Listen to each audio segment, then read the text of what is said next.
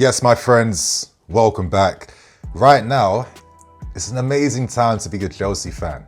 All the struggles we've seen in the last 2.5 years, they've become a distant memory right now because under Enzo Maresca, he is the manager that's brought us back big time. And currently we find ourselves 2 points off the leaders in the Premier League, second place. A lot of us can't believe it. Rival fans are scratching their heads. And right now, whisper it, but is this season a potential title challenge? So today, my friends, I've got on a very, very special guest, the one and only Younes Talks Football. How you doing today, bro? Yes, bro, I'm good. Thank you for having me. Very well described. The feeling is good. I think up until today, the day of this recording. I mean, yeah, we've had the whole Mudryk stuff, but it is what it is. Apart from that, things are looking good, man. So I'm good. Thanks for having me on. I appreciate that. And of course, you guys, we're not going to discuss Mudryk in this video. If you want to hear our thoughts on that, watch our individual videos we released today. But you know what? We're going to have a discussion, a few talking points. And I think the first talking point right now, before we can even discuss ultimately at the ends, if we are in it to win it this season, what are our strengths this season? How do we find ourselves in second place? Like, Younes, what's been the thing that's inspired you the most? I'll be honest, the one thing I think that I didn't expect at the start of the season, it was Maresca. I mean, his impact's been second to none. Because I'm going to be honest and fair, at the beginning of the season, I did say that with the low expectation I had for him coming from the Championship, if anything were to go wrong, I'm not pinning it on him because I wouldn't blame the guy. If to take a job like Chelsea, you know, the chance comes, you would do it. But since he's come in, bit by bit, and up until now, I mean, it's just been, on his part, I think, flawless. So being able to get all the players to play in the way that they're playing, manage the squad in the way that he has done, to rotate in the way that he has done and use all the players efficiently, the way that we play as well. It's not just keeping the ball for the sake of keeping the ball. The way that we move forward is how I love my team to move the ball forward. I'm glad you're saying that, man. I hate, and you know what, like, I'm someone that's not against playing, for example, defensive football in the way that we were back for those years. But when we move the ball forward, I like my team to take it from A to B as quickly as possible. Do you know what I mean? Yeah.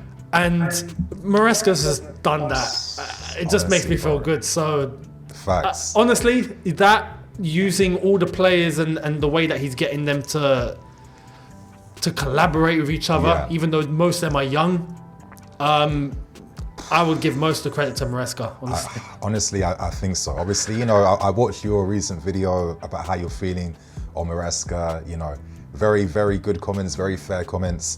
And I think ultimately one of the big, key positives this season is how he's got us playing. Because you know what, if I was to give a lazy comparison, it reminds me a little bit of a Real Madrid style, where it's we can adapt to whatever we need to adapt to. If we want to spam crosses like we did against Brentford, which surprised all of us, we can play that way. If we want to counter-attack, we can counter you for fun. If we have to sit back and defend, we ain't seen it too often yet because we haven't had to, but I'm sure that'll be part of the game plan. The pressing, you know, the tactical variation we're seeing. For me, this is top class coaching. And I've been saying in my videos, I feel like Maresca gives me this vibe, this energy of, you know, he encapsulates a lot of the positives I've seen from different Chelsea managers, right? I see a little bit of Moon. I see a little bit of Tuchel. I see a little bit of Poch. I see a little bit of of everything. But he kind of just is at a high level of estimation, in my opinion, based on how he manages things. Because it's not easy, bro. To have that type of squad's depth and talent, you know, to have a difficult start to this season. I mean, we were awful in pre-season. And you're coming off the back of a season where we underperformed last season, had things going against us. But I think a lot of us forgot that reaction he faced after that defeat to Man City at home. It wasn't good.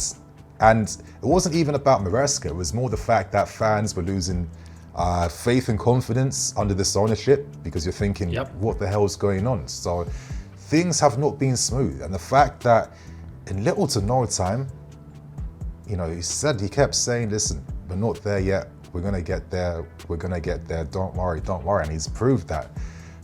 He has. Boy, he has. it's and crazy. You know, another thing is, you mentioned that tactical variation, and I think that's so important because nowadays it's so common for managers to just have this one way and that's it. They're going to be so super stubborn about it. And Maresca has his philosophy, you can tell, but he does amend things based on the opposition that we're playing. And it's like you said, we're in an era of football right now where everyone is so obsessed with attacking and, you know, possession. Control, yeah. Control. And you see in times where it was needed, we've seen a couple of examples where we were launching counterattacks that took me back to Conte. And I was like, hang on, whoa, what? You know, we can do that? Yeah. You know, so it's refreshing to see that.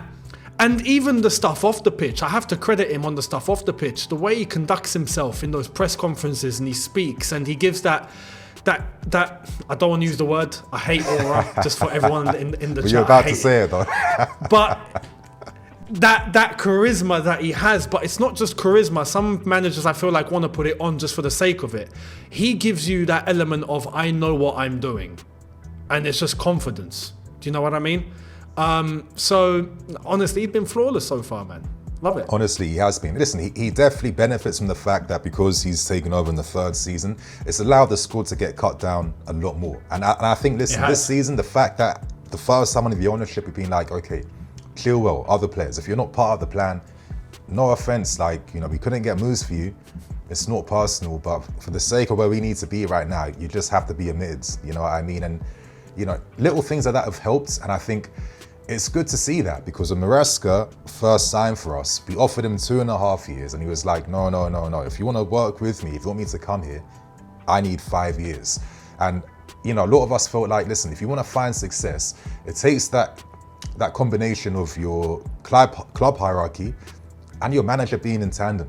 And I think maybe they were like the small signs we saw before the season properly took off that really maybe showed that, okay, there's a sense of stability now to really start working properly. And bro, we're seeing the results on the field right now. So I think, okay, we've discussed what our strengths are this season, but to move on to the next point, what are key challenges that we might struggle to face as the season's going on? What are these key challenges that we have to overcome if we seriously want to talk about title challenge? I'm glad you mentioned, like, if we want to seriously talk about title challenge, because that's how it should be right now. Yeah, facts. I don't believe we're in the title race as it is at the moment, but it's because of those challenges. Those challenges for me are at the back, and it's going to be the way that we distribute the ball with Sanchez as our goalkeeper, and I don't have anything against him in terms of his shot stopping. I've already said this. I think we saw an example against Brentford. That was an exact example of the sort of saves that he can pull off. That's not a problem. But having to play the way that we're going to play and actually rely on moving the ball from the back, it has to be done efficiently. And we still make too many mistakes. That back line is similar in relation to some of the individual errors that we have. You do that against top opposition and you'll pay. So I would say mainly at the moment it's fixing the issues that we have in defence, not conceding in the way that we are conceding. I don't think it's so much the amount. The amount doesn't actually look like it's so bad. It's the way. You know, those mistakes you can eliminate yourself. So I think if we do that, we'll be in a good place. And there is the whole issue about the striker, right? Now, Nico Jackson, who in terms of numbers is actually getting goals, and I think he's doing much better than he was last season as well. He's on par to having a very good season so far. So that's not a concern. But can he get more with what is actually arriving on his plate? Yes. So there is the thing of, do we go all the way with Nico Jackson? I think up until the end of the season, yes. I don't think there's a necessity to bring someone in January for now. But that can be reanalyzed based on his finishing numbers at the end of the season as to whether he could be the number one guy or is he going to be a backup. So you still have like a few small question marks surrounding Nico's consistency. Like, can he be that consistent presence up front for a potential season like this? I will say so far, so good. So far, listen, just for those that are watching my previews, right? I now have this thing which has become a bit of a staple where I give you my expectation for that game. Like, okay, Nico, I need a goal from you today. There was one game not too long ago where I was like, okay, no, you don't have to score today, but if you do, it would be nice. Yeah, I won't pile it down on you. And he scored. This is the thing. He scored. So far, so good. Can he keep that up? And can he not, I would say there is the chances that are falling on a plate, like we saw against Brentford. There were those couple of chances. I'm like, yo, how are you missing that? But then he does get that goal in the end.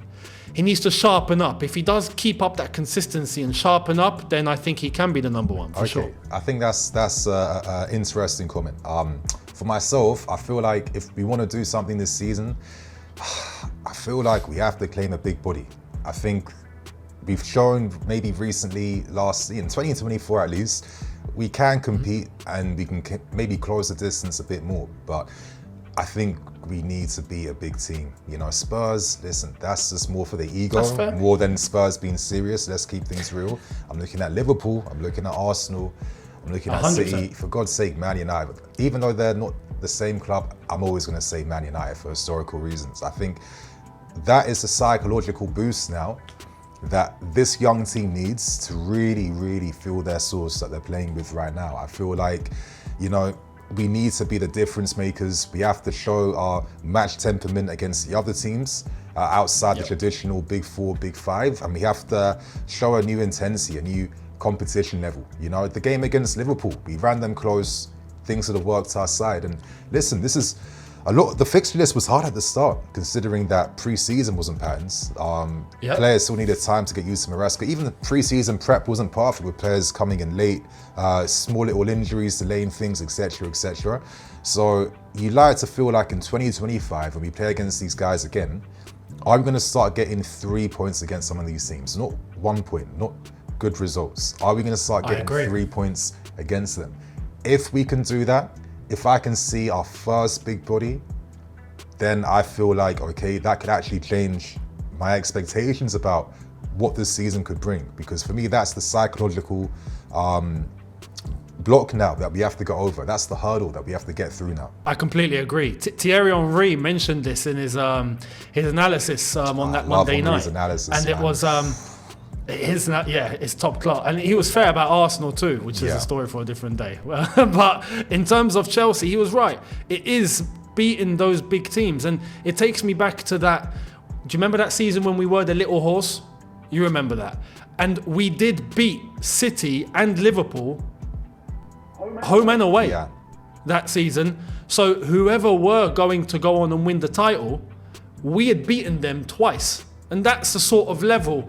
After that, it's just the details that you need to get right. Facts. And then, lo and behold, we went and won the league the next year. So this is exactly what we need to do 100%. We need to now get over that line of really taking it to the big teams and getting some results like we used to. And listen, there's a reason why we still remember the results against these big teams over the years. Like obviously the 3-1 win against Man City.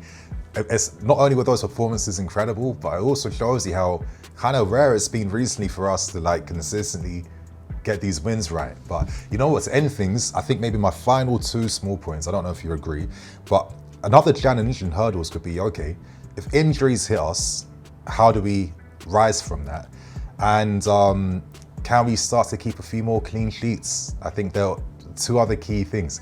I don't know, maybe I'm being a bit too much. It's like, come on, like, when you got like a defense of like Levi Cole, who's 21, Fofana's 23, but I say he's 21 because he's missed 2 seasons of football out from injury.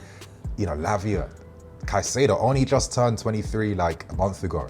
Like, we're still quite young, and it feels like teams that have been winning the league recently, they got experience, you know? They got guys that have been there for 4 or 5 years. Obviously, we have high expectations. I feel like maybe a little bit of perspective is also needed there. But at the same time, when you have form on your side and confidence, that little bit of luck you can get from like having injury hit-free squads, and also, conjoining your luck by getting a few more clean sheets, that can give you more possibilities. 100%. And this is alluding to my point in terms of sharpening up the defense and not leaking. It is ultimately, if you get clean sheets, then your defense has done the job for the day. So without a doubt, I completely agree. We do need to concede less. We do need to get more clean sheets. And ultimately, I would say this season, so far so good in terms of the injury front. We've been through hell when it comes to injuries. Last season, season before, we had rehabilitation lists that could start new football clubs. I mean, it was dumb. But this season, I think it's being managed well. We have, unfortunately, Reece James on there, Fofana. It is the usual suspects. If you had to pick who you thought would end up on there first, that's kind of what's happened. So this is also a testament as to why I think we're rotating well, we're managing minutes well, the squad's being used, and these are things we weren't doing before, and we were paying the price. So hopefully, medical, don't stuff it up, and hopefully we've turned the corner when it comes to that. And I agree, if we can just manage that and not have the same issues that we did the past few years, then we'll be all right. But ultimately, look, I agree, the main challenge that will help us get more results is going to be sorting that defence, is going to be conceding less, and ultimately I think the aim is clean sheets, 100%. We do that, I think we'll be winning more games. I agree. Okay, I feel like that covers that segment. We move on to the final segment before we give our predictions. But listen, we've got form on our sides. A lot of things are working in our favour. Maybe it's time to talk our ish a little bit right now and not think about all these potential negative hurdles. But for this segment, what are reasons as to why we could actually go all the way and mount this title challenge or even win it? This season. This season, man. This season. Because it's a possibility that we can't just completely ignore because of history, right? We have to also consider the possibility that maybe something could also be happening now. Liverpool have to drop. Okay. A little bit. They have to. Because it's like I said, we would need to be perfect from now up until the end, and I just don't think that's going to be the case. Yeah. Right? And by perfection, I mean spotless. But let me say this. Imagine this scenario. Imagine Gravenberch is out for 6 weeks, 2 months. This is what I mean. Yeah, this is what I mean. Or someone told me, if Salah gets a hamstring injury or something. I mean, if those things start happening, of course. But this is why I've said, look, by March, if it comes to March and we're in a similar position to how we are now, it'd be stupid to not say we're not in the title race. Do you know what I mean? Just to add to that, around that March time, if our rivals are still in the Champions League, that's even harder to balance our workload, isn't it? Of intense games midweek and then more intense games in the Prem. And listen, the last few seasons, we have seen Arsenal's and Liverpool's kind of falter eventually near the end because they weren't able to sustain it too much. And I don't know, because I have to see all perspectives, right? And just focus on the positive perspective for right now. Could you argue that maybe our squad is best prepared to cope with any injuries? Imagine, God forbid, I can't even, I've got Wood right here. Imagine if Moises, something happens to the best midfield player in the Premier League right now. We have Lavia, we got Ugo Jukwu that could come back and do something. And he's coming back. And if any nonsense happened, we could always just rely upon Andre Santos. Say, listen, you've been having fun in France right now. You've been enjoying your baguettes and croissants. It's time to come back to this fish and chips. You know what I mean? We're going to need you back here now. So it does feel like we have possibilities to cope with that. In midfield, offensively as well too. Defense currently looking a little sus, a tiny bit sus. But you think to yourself, if you've got to recall back Trevor Chalobah if things get peak, that option exists as well, right? So I don't know, I feel like we definitely, that's the small advantage that we have that the other teams don't have. Because if they lose, we saw the collapse of Man City just from Rodri going. But I think their collapse also comes from the players just being mentally fatigued, playing this demanding way of football, and they've plateaued, they haven't invested to sharpen things. That's a different conversation. But for Arsenal and for Liverpool, there's a reason why I think December now, a Christmas period that notoriously has hurt us for many, many seasons, they've been hit harder compared to us. And we have the benefit of having, I can't believe the Conference League has come through for us. The fact that we can say, B team, C team guys, no disrespect, but you guys go put your socks on, we go into Kazakhstan and play. Senior guys, make sure that you're keeping warm, make sure you're social distancing, doing whatever you have to do to make sure that you're fit for the weekend, right? And so far it's working. That's just why we can press we're all doing PEDs against Brentford. I mean, I've not seen a press that intense since Thomas Tuchel, bro. That's been a long time. I agree. And you're completely right. On this point, you're right. And this is why I think Pep has spoken about us. Arne Slot even has spoken about us in terms of the squad. Like, yeah, we are, I think, the most prepared squad to maybe go all the way. If you had to bet on longevity, it would be us for sure, because we've got the numbers, we do have the quality. We do have the Conference League that's keeping the players that won't get normal minutes to actually keep getting some minutes.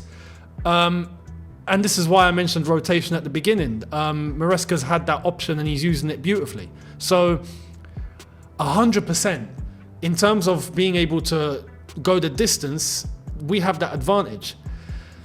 But there's also the thing, and I only look at Liverpool.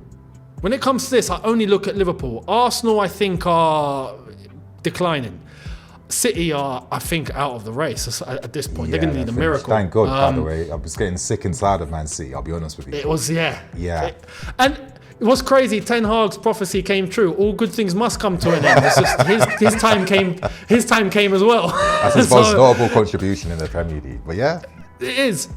So I only look at Liverpool, and Liverpool have this thing where, if a result is going against them, they have what it takes to get the result. If they have those players that they can call upon, you know, like you expect Salah to go and get them a 90th minute winner. Yeah, they'll do it. He'll do it, no problem. He can do that.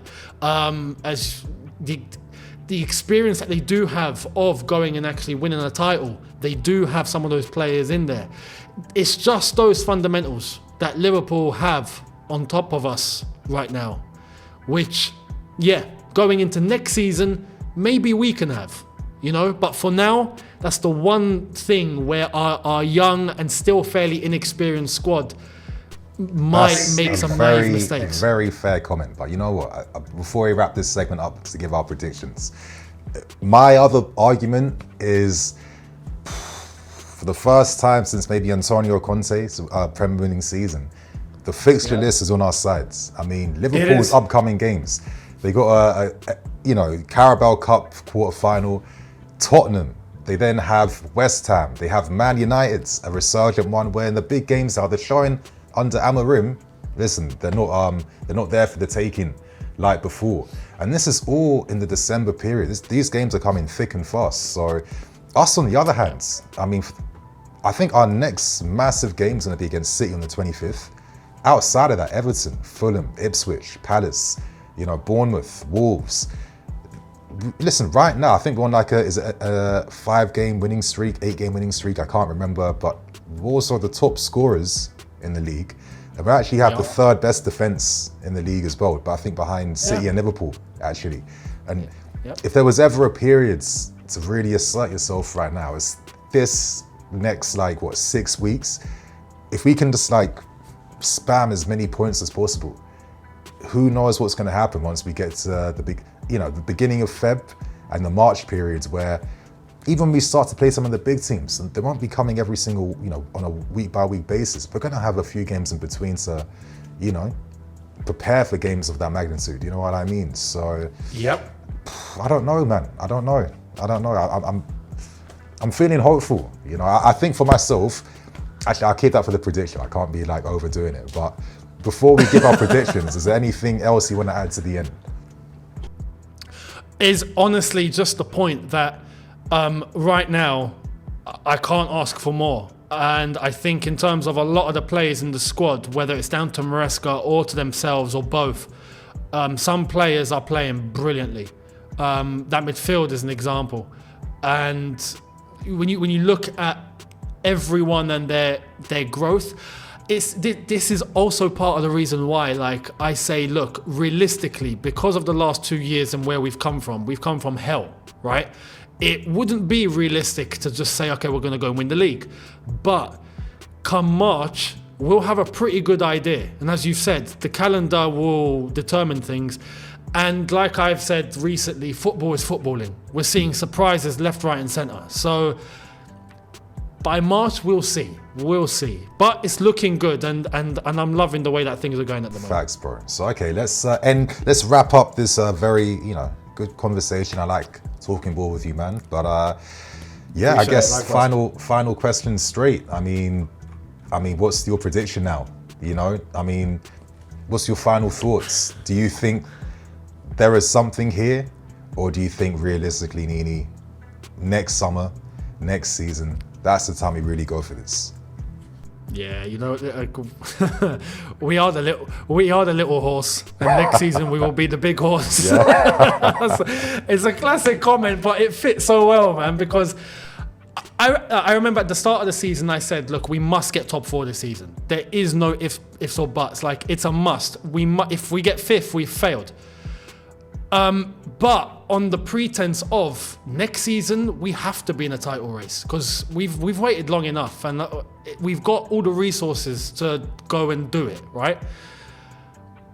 This is why I'm going to say, you know what? Because we're playing really well and things are looking good and the others are falling, I think second is definitely something we can do. I think second. They're still at the phase. I see Liverpool winning the title. I see them winning the title. Okay, cool. You know what? I can't believe I'm saying this. I cannot believe I'm saying this. I can't believe you're about to say what you're going to say. Oh my Lord. Am I just like gassed in the moment? Is it just pure excitement? Is it that win? I'm still feeling that high against Brentford. I mean, listen, like I'm probably going to be wrong, and you guys record this clip, use it against me in the future, but clip it. Clip it. I don't know. I'm just feeling like all these little small advantages, they seem to align better for us compared to our rivals right now. And I think for me, that the absolute cherry on top is having a manager like Enzo Maresca. Like, for the first time, there's a manager now that he reacts to the opposition. He creates problems for them. The preparation he gives to the team is just that good that there's an added confidence in terms of we know how to play, how to break you down. And the variation we're seeing in terms of what we do. Realistically, the only thing that stops us from continuing this form and possibly having the league under our belts this season is just the players' ability. Like, is this just a great period we're seeing? Is this sustainable? That's still the question mark. But in the meantime, can I see Caicedo not being the best mid by the end of the season? Can I see Cole Palmer ever dropping off? Do I think Nico is probably hitting 18, 20 goals this season? And do I feel like, my God, the pressing, the structure, has that not grown in levels since the beginning of this season? And the fact that we're seeing a lot of these managers coming out, giving their credit and praise to Maresca. I mean, Frank, Unai Emery, some of these guys are no joke, you know what I mean? And they really couldn't do nothing against us. Some of these wins we're picking up, they're not just, that wonder goal near the end, or a little bit of luck, or the ref came through for us for once, or Palmer just palmed up. This is, you got nullified tactically, and you got outplayed. I haven't seen that consistently like this for a long time, Younes. So yes, I'm gonna talk my shit right now, bro. I don't know, I think this is a title challenge. When you find yourself in a position like this, I feel like sometimes that question's even out of your hands right now. I mean, you're there by default, right? So right now, I can't imagine these guys aren't thinking about that. You don't have to communicate that. You don't have to make it public. Just show it on the field every single day, yeah? Be them Jill guys who's only there for 3 points. Make sure you can continue that throughout the season. So you guys heard it from me. I'm feeling optimistic. I feel like this is a title challenging season. What about prediction? Do you think we'll finish as champions? We'll win the league? We can finish as champions. And I honestly think we can. There's a lot of things in our favor. I listed the points off, bro. There's a lot of things working in tandem right now. And I think ultimately the fact that our rivals are suffering for their own, unique aspects, that is giving us that bit of fortune that could take us all the way. So, like I said, I can't believe I'm saying this, but I feel like I'm seeing something. Listen, if we win the league this season, I will buy you dinner. Are you sure? Are you sure? Because I like to eat, Younes, yeah? Listen, steaks, tomahawks, the lot, yeah, we'll go all in. If Chelsea win the league, listen, all sorts, and we'll do a joint video saying that Arsenal need to liquidate because there's no excuse on that. Okay. That sounds like that's like a virtual handshake right there. So, all right, cool. All right, cool, you guys. That's the conversation then. Right now, how do you feel about this? Do you think something's happening this season, or you think it's a bit too early to say? This is your time now, so share your thoughts and opinions below in the comment section. But before you do that, make sure you check out Younes Talks Football. Links provided, card above, description below. Catch his latest releases.